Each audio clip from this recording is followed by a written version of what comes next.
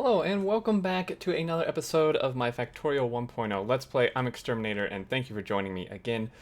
We are back here at our outpost where we left off, and what we need to do at this point is create some loading for our train and then unloading delivery at the other end, which are going to be fairly similar, with obviously the inserters being different directions based on loading and unloading.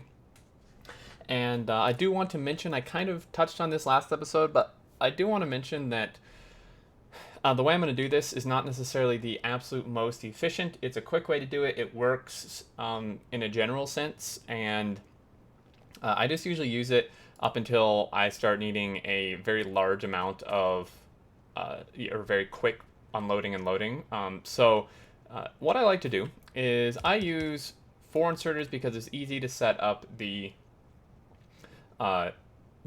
belts to it. You certainly can use 6. Cargo wagons can fit 6 inserters, and of course that will increase the speed at which you load at. Especially for this particular outpost, we certainly don't need that high of a throughput with this being coal. If this were something like iron, we maybe would consider doing something, doing some more here. And later on, we can upgrade these to stack inserters, which will definitely work quite well with just 4. And I just don't want to waste the inserters here when it's really just not necessary. So what I like to do is for our loading, we have these, and I've actually put the belt here because I was talking and not paying attention, I highly suggest you put chests in between here. You put chests right here because much like direct insertion from assemblers, which we've touched on and mentioned a few times, this works the same way where when you go from a chest to a wagon, this is direct insertion. Basically, it's moving from one container to another container. All these like assembling machines, furnaces, chests, wagons are all considered container class, essentially, I guess. Where rather than picking up from a belt, so this is going to one utilize, just kind of make them move things a bit faster because they don't have to like individually pick things up from a belt. And this will apply more when we have a higher stack bonus, but also. This allows it to store things. This is actually the main reason. Because when the train's not here, obviously, you still want your miners working and creating a buffer. Now, I mentioned buffers can be kind of dangerous for, production in your base, but it's actually kind of the opposite case in situation for trains and loading them as well as unloading, because you want these to fill up while your train's gone, so that when it gets here, you have a large amount of material already built up in these chests, and it can quickly transfer them because your miners have been working this entire time, rather than just having belts and then having the miners shut off because the belt's back up while the train's gone. And then when it gets here, it only loads at the speed that your miners can mine, basically, because there's not been any stored here. So that's just something worth mentioning, I think, is why I like to put chests here, for those several reasons. So then what I do is I have a splitter, and I just send half of it this way and half of it this way. Now, this does encounter a bit of a problem later on, where once the miners start to run out, if we're not inputting a full belt, that the outside inserters don't necessarily get much or any in some cases, because the the inside ones are just taking it all first. Like I said, this is not an absolute perfect setup by any means. It definitely works in a general sense, and it's very, very easy to set up and non-complicated. The reason I do this opposed to just something like this, and having that run up here, is because this actually creates a more amplified problem of what I just mentioned. Since, kind of like with our bus and our production, where we do use splitters to send things to like kind of split things different ways, and this is kind of the same thing, because if we have it just like this, maybe with a full belt, perhaps all 4 of these would get fed, although I kind of even doubt it when you set it up this way. And it's really just going to be the first 1 or 2 that grab things, and then that's going to slow down the loading because you're not having as many inserters, and then it it just kind of makes these useless in general. So that's why I don't do it like that, just because it definitely makes it harder there. So let's go ahead and place these here. I do the same here. I like to throw a power pole in the middle usually, and 1 on each side. Power that, and these are going to come through And once we upgrade our train to 4 wagons, this will kind of work out a lot better. But we are going to, again, build a 4-to-4 balancer, 4-lane to 4-lane balancer, because, you know, our miners, we may not have the equal amount of miners on each belt, you know, just because a patch is not exactly square. We do want to balance that, much like we are balancing over here for the exact same reason. And it's going to be very similar to here, where we're actually going to input 4 belts in this case up top at the coal patch, and output 2 belts until we get the 4 wagons. We could output 4 belts and send 2 into each splitter. That's certainly doable once we actually get 4 full belts of production coming through. That's going to be a little while though. So let's just build this up here, give ourselves a fair bit of room, see if we can perhaps center this nicely here. And see, sometimes I do get a little bit mixed up in my head how this is going to go. So this guy comes in here like that, I believe. We could also, I'm just doing this by memory, just to kind of build it again and just imprint it even further into my memory. But we could simply just copy and paste. You can copy, paste, and create blueprints from the map, as you can see here, which is very nice. So we could very easily do that. And actually this perfectly lines up, which is very rare. Usually it's offset for me a little bit, which is quite frustrating. And we're going to do that. We'll see how this works. Again, once we get 4 full lines, I'm very much thinking to have, let's just feed 2 into each of those, and that will work a lot better. But we'll start with this. So if we take our miners, this patch is actually, it's about as square as I could hope for with natural generation without generating a patch myself. Sometimes if patches are like elongated one way or another, actually all these are really quite good. So this one seems to be slightly elongated, like horizontally, just a little bit. So I would run miners horizontal here because I can fit the most in a row. This one is really pretty even, regardless of which way you run them. So I'm going to just run them vertically just because our belts are coming vertically, so that's a bit easier. And you'll notice I'm not starting at the edge of the patch, and that's because I want to get as many miners as possible here on a lane, and we will add to the edge of the patch. But for my starting lane, I would like to just put as many on here as possible. It certainly would not hurt to start at the edge of the patch, and then we would just have maybe multiple lanes, which is fine, and maybe even better in this case. We will need to go back and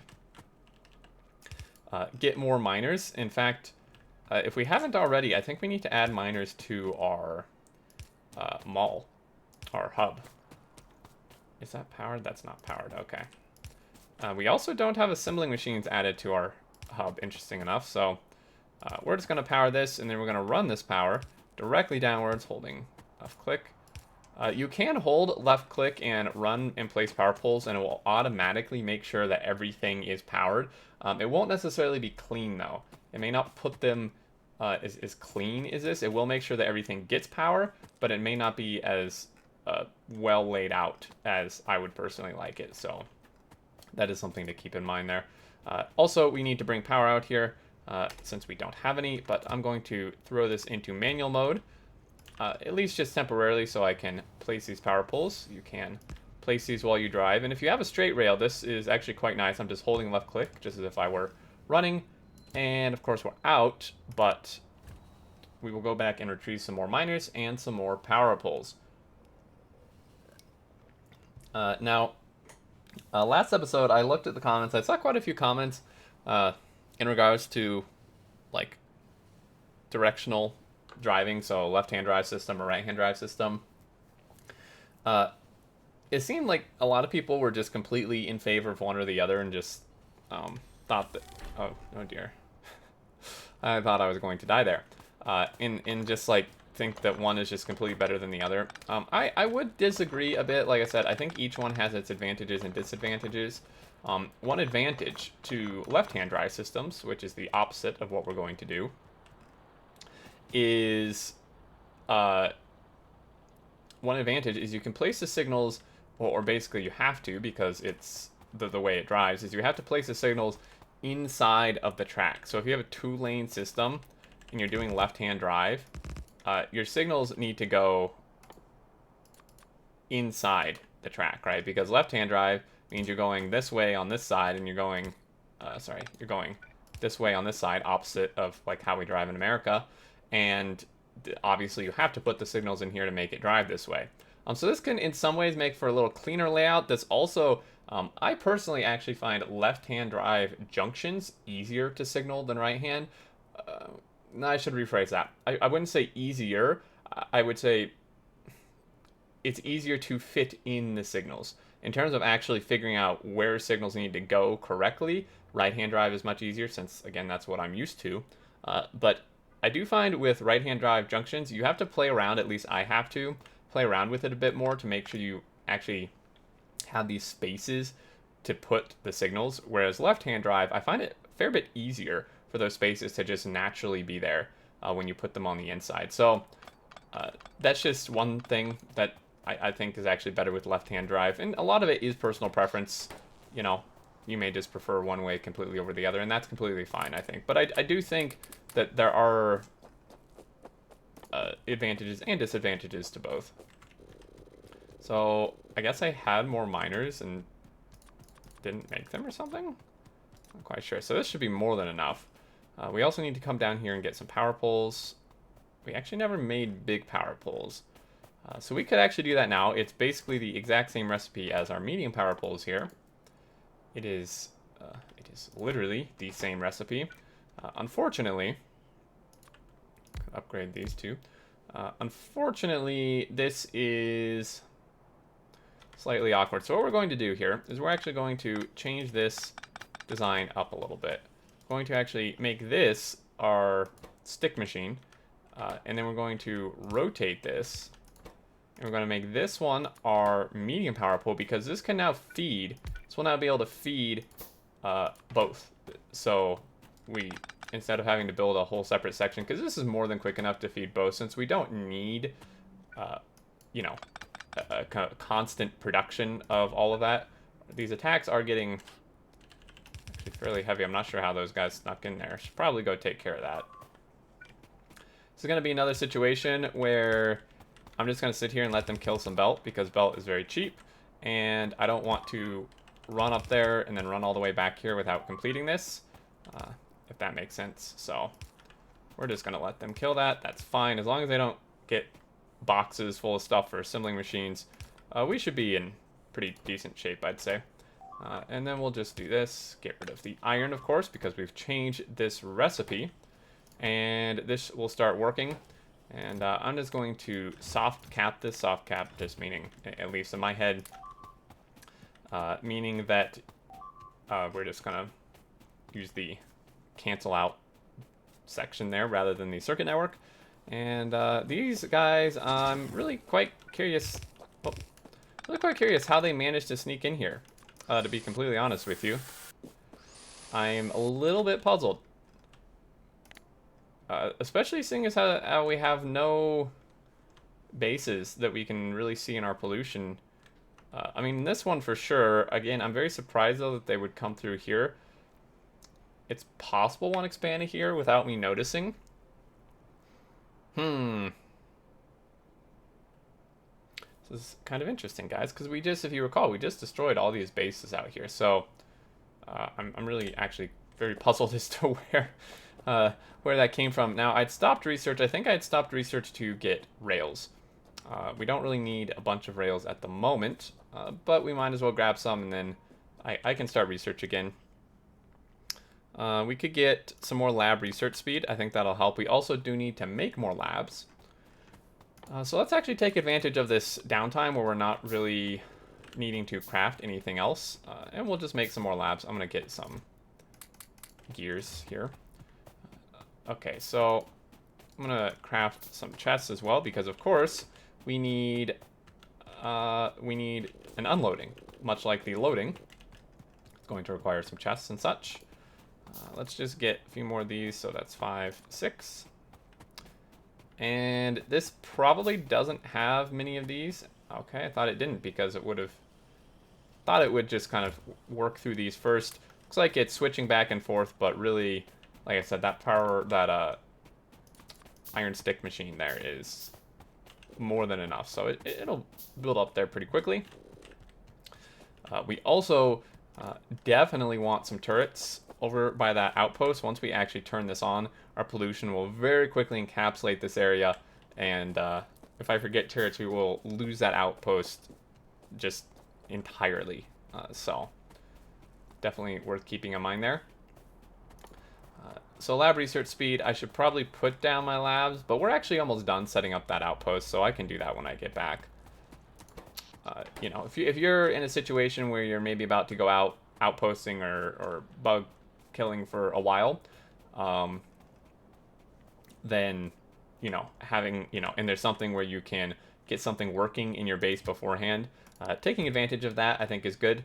So if I had come out here and I was just beginning to set this up, then I would definitely want to be adding those labs just so it can have that extra work speed while I'm you know, away from the base. We'll just wait for this to come through. I also saw a comment saying someone was very surprised that I kind of take my time building rails and don't just jump straight into like full 2-lane blueprinted massive setups. And the reason for that, let's see if I can do this without dying. It's very dangerous walking up and hitting enter while it's moving.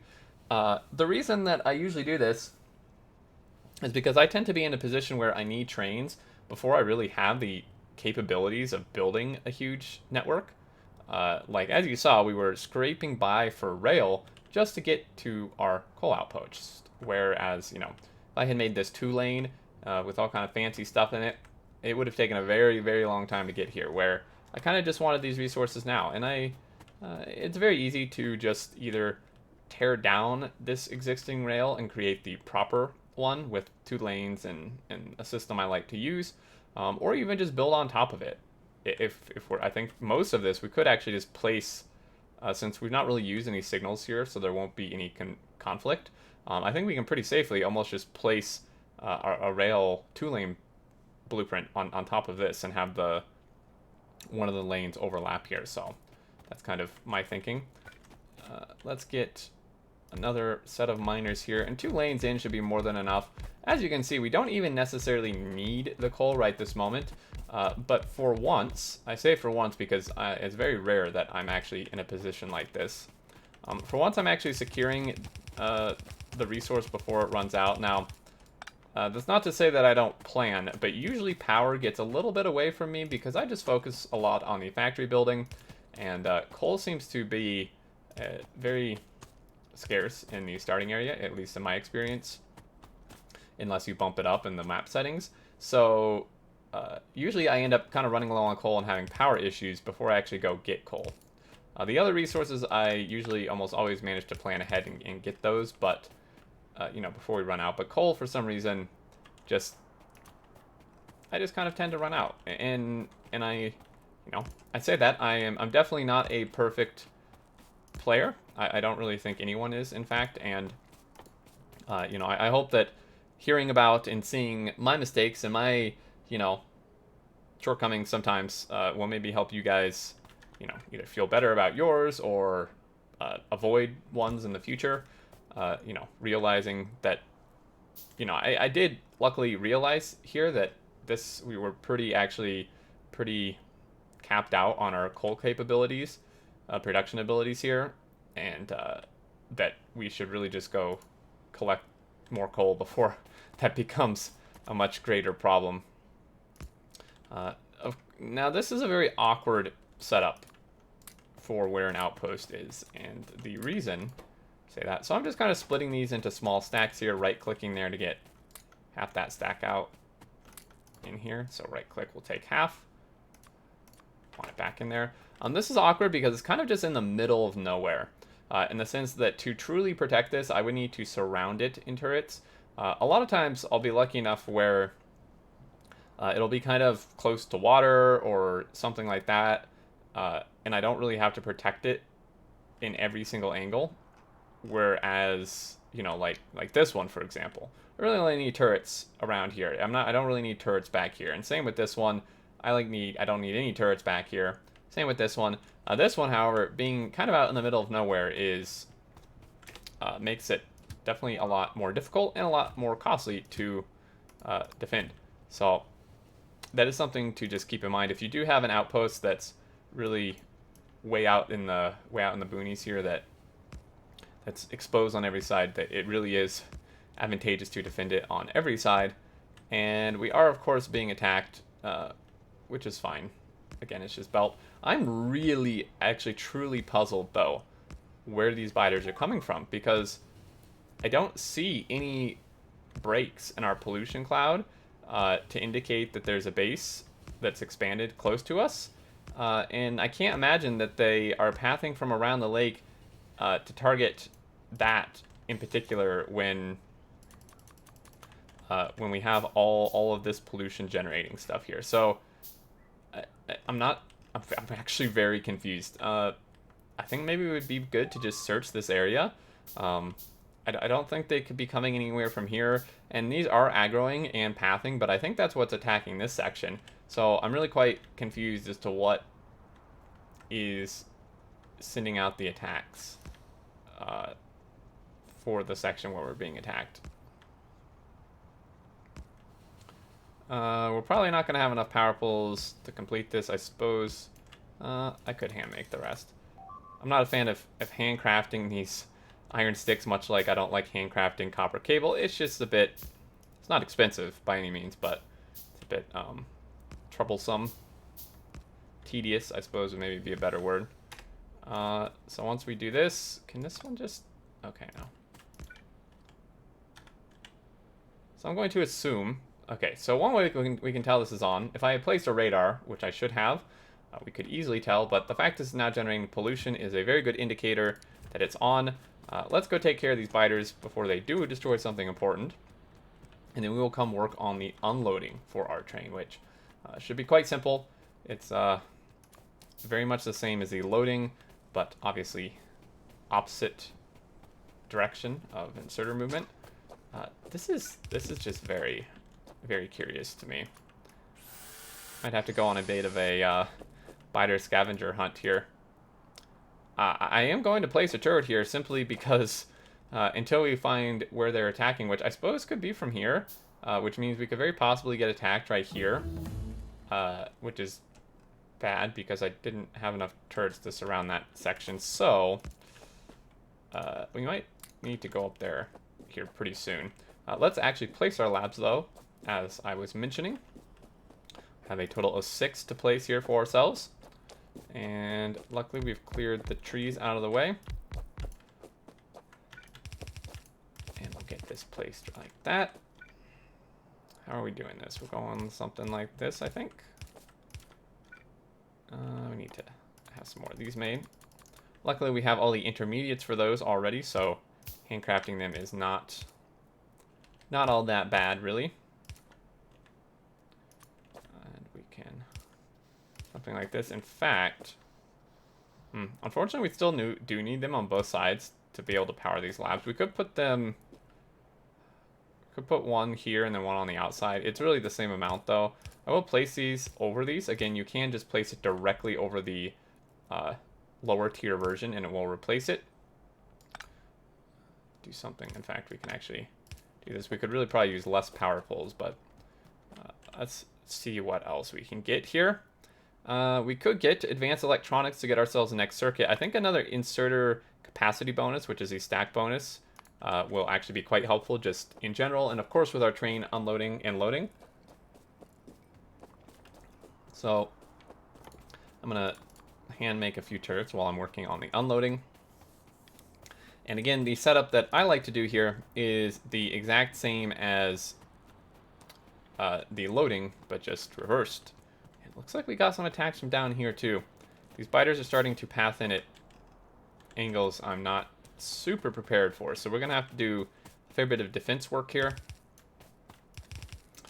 It is important. This is a very good example of kind of paying attention to, you know, the directions you're being attacked from, more than just a general direction. I mean, obviously we're being attacked from this general direction as it's over here, But noticing now that, of course, I was just lucky enough. You won't always be able to tell.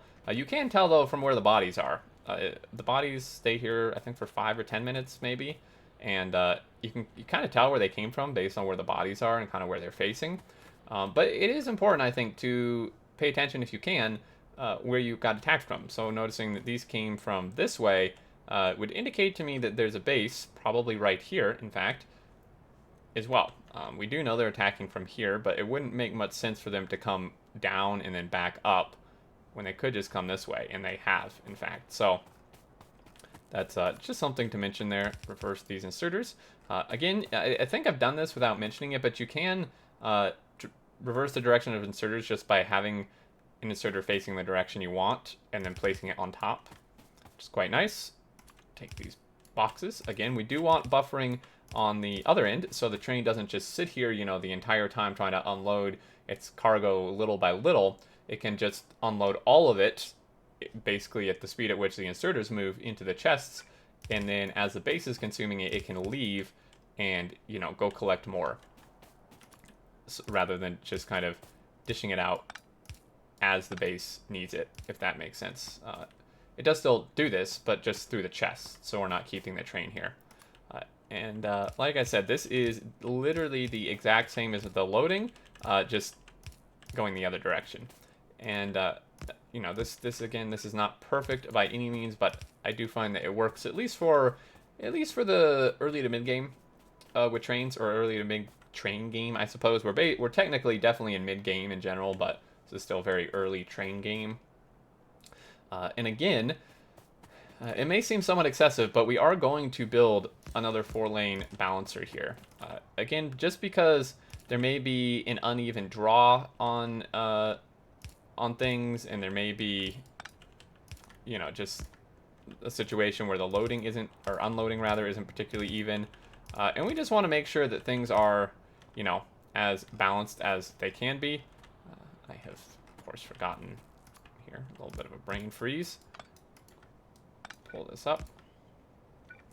Are being attacked. Did go away. I thought perhaps it was that section up there again. I definitely said I'm definitely forgetting something. I apologize, guys. I am quite tired. I slept very, very little last night. So if I am making some seemingly obvious mistakes, it's probably why. So again, though, we are inputting and pulling away from each splitter, 1 lane to each splitter. It will kind of defeat the purpose of this slightly if I... Oh, hello. Oh, dear. Yeah, so... Whew, good thing I was here. Otherwise, we would have potentially lost the train in some of the boxes. It will kind of defeat the purpose of this slightly if we just input both into 1 splitter. Because it's just... it's going in, like, already incorrectly. So... And then same with pulling out of this splitter here. So we're just going to run this. We are going to attempt to avoid this patch. It is a little bit annoying and some extra belt, but we do want to be able to use miners on that. Now, I'm actually probably not going to plug this in right now. There's really no need to. I mean, I could, and it will just back up, but just to save some time for other things, there's no need to plug this in. But if we do start running out of coal, if, you know, with the drop of a hat in a very quick second, we can easily just plug this in and be good to go. So that's, you know, that's all set and ready to go there. I think perhaps to close out this episode here, just because this is going to become a fairly big problem for us, this base down here. I think I'm going to go destroy this base that is developing right here. We also will need to destroy these, but maybe I'll do that off camera, since you guys have seen quite a bit of combat, and the combat is not really at a new stage yet, necessarily. So once we get the next level of capsules, that will be definitely another thing to show off, because they do work slightly differently. And then once we get some stuff in our armor is when things really start heating up. So I think we'll just do this just because it's close by. I was going to use my capsules, but I think it's actually unnecessary. In fact, I'm not even going to use ammo, probably. I may use it to... I may use it to kill the biters that are attacking me, just because it will be slightly difficult to run them over. And I am trying to ram him. I just wanted to conserve ammo there. Repair packs are much cheaper than ammo. Just in case we have any mishaps on our way back, I think I would like to repair this up. Inserter capacity finished. We don't really need gates quite yet.